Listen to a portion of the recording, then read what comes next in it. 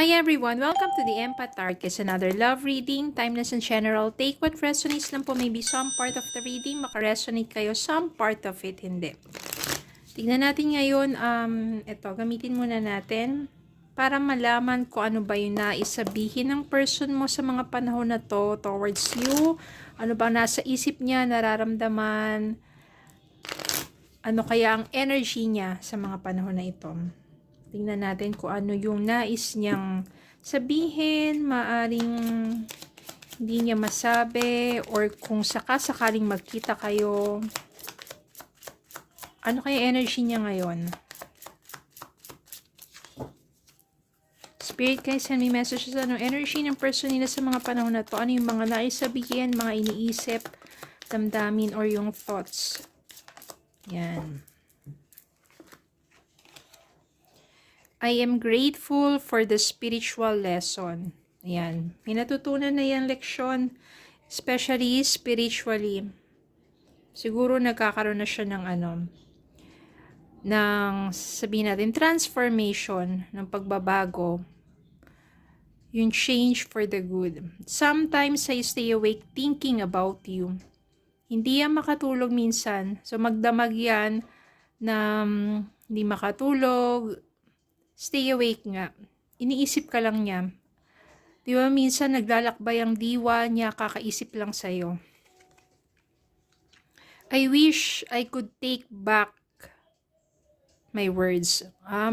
Siguro yung mga panahon na magkasama kayo, nagkaroon ng pagtatalo, may mga bagay, may mga salita siyang nabitawan na mapanakit.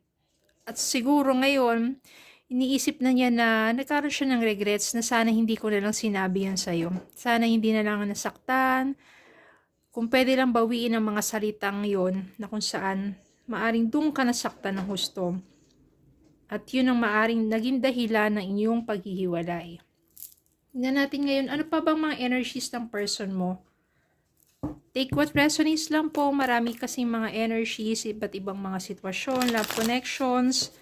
If you think you can resonate, if you feel, kung naramdaman mo talaga na parang para sa iyo ito, no? Ano pa ang mga energies at naisabihin o nararamdaman ng person mo towards you sa mga panahon na to? Maaring hindi kayo magkasama, matagal na kayong no contact. And again, reversal po ang energies. Ibig sabihin, maaaring energy mo to, energy ng person mo. So, tingnan natin kung anong mga masasagap ng mga mensahe. Aim.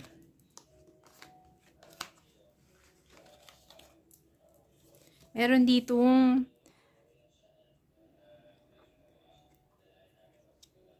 Five of Pentacles.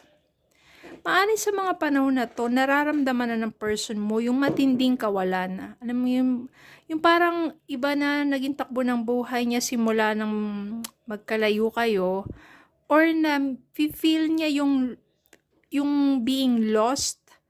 No, parang matindi yung kanyang nararamdaman, pati financial to. Siguro meron siyang struggle pagdating sa financial matters. Page of Swords. Maybe yung iba naman dyan, mas nagkakaroon ng, yung sabihin natin, yung thinking nila, yung thoughts nila, mas nagiging patient sila, no?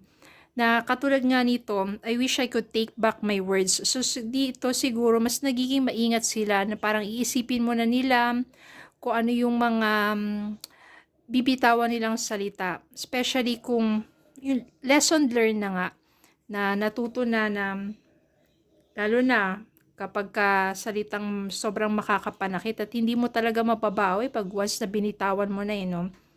Meron naman dito na iba ay nag-e-enjoy lang with their friends, no? Meron din naman dito na parang gusto niyang kung nandun kayo sa common friends, no, parang gusto niya na muling magkita kayo one day, nakasama ulit yung mga friends ninyo. Meron ditong the Empress. No, namimiss niya yung pag-aalaga mo sa kanya.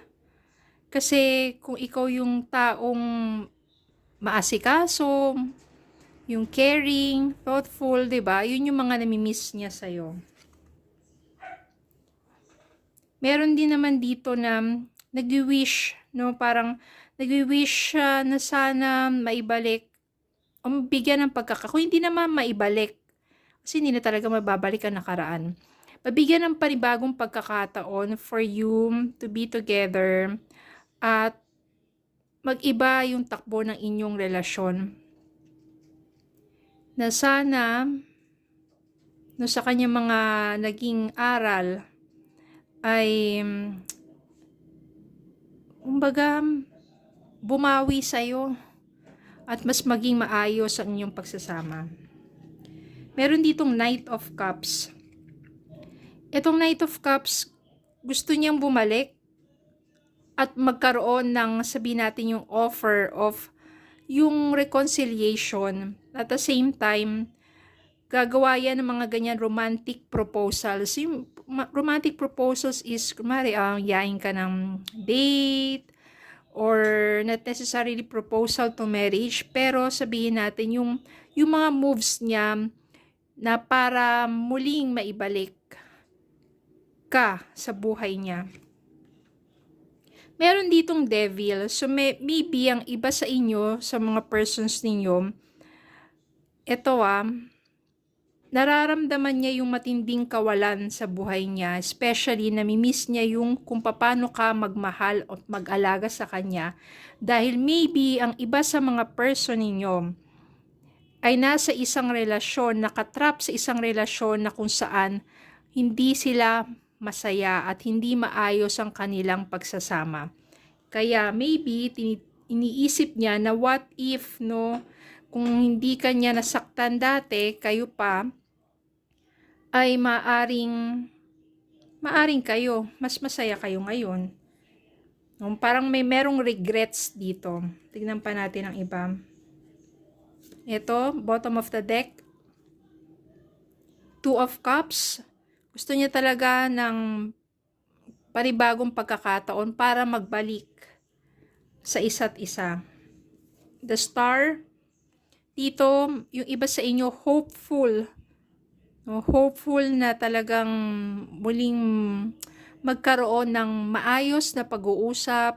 Hopeful na magkita one day, mag-reach out na, especially mga no contacts dyan. And hopeful na mabigyan ng second chances. Or iba naman, kung totally naka-move forward na kayo, hopeful na magkaroon na lang ng just closure and forgiveness and totally move on na. Or iba naman, hopeful naman na ma-meet na yung kanyang talagang the one. Okay? And last, Ace of Cups. Dito, ibig sabihin nito, new beginnings. It's either inaasam ng person ninyo na magkaroon kayo ng panibagong simula. New beginnings for both of you. So, sa mga panahon na to, ba't iba naman mga energies dito, pero mas malalakas yung mga energies na merong regrets, may kalungkutan, feeling lost, dahil maaring nararanasan nila, kung nasa relasyon sila ngayon with other person, sa ibang tao, di ba? Maaring naging third party rin, naging dahilan kung bakit kayo nagkahiwalay. Pero hindi sila maayos ngayon, hindi maayos ang kanilang pagsasama, nakatrap siya sa isang toxic na relasyon, na hindi siya masaya, kaya ikaw ang iniisip niya, at sana raw maibalik niya, or kung pwede lang, mabawi ang mga salitang mapanakit na nabitawan niya towards you, at nais niya na mag-offer sa'yo ng reconciliation, at nais niya na magkaroon kayo ng panibagong simula. So, ito yung parang pinakabuod ng mga energies dito. ng person ninyo sa mga panahon na to. Iniisip ka niya, stay awake at night, maaring nagsisisi, maaring miss niya yung mga pag-aalaga mo, gusto niya ng panibagong simula. Nasa sa inyo po yan, kung mabibigyan kayo ng pagkakataon na makausap muli ang person ninyo. Makikinig ka ba sa kanya? Tatanggapin mo ba siya muli? Bibigyan mo ba siya muling pagkakataon? Depende kasi yan sa sitwasyon at depende rin yan sa'yo. Yung iba totally naka-move forward na, so no na, okay na yun, tapos na. Yung iba naman na mahal pa rin naman ang isa't isa, bakit hindi bigyan ng panibagong pagkakataon? Especially kung hindi naman talaga ganun katindi yung naging dahilan ng paghiwalay, may konting mga hindi pagkakaunawaan, bakit hindi?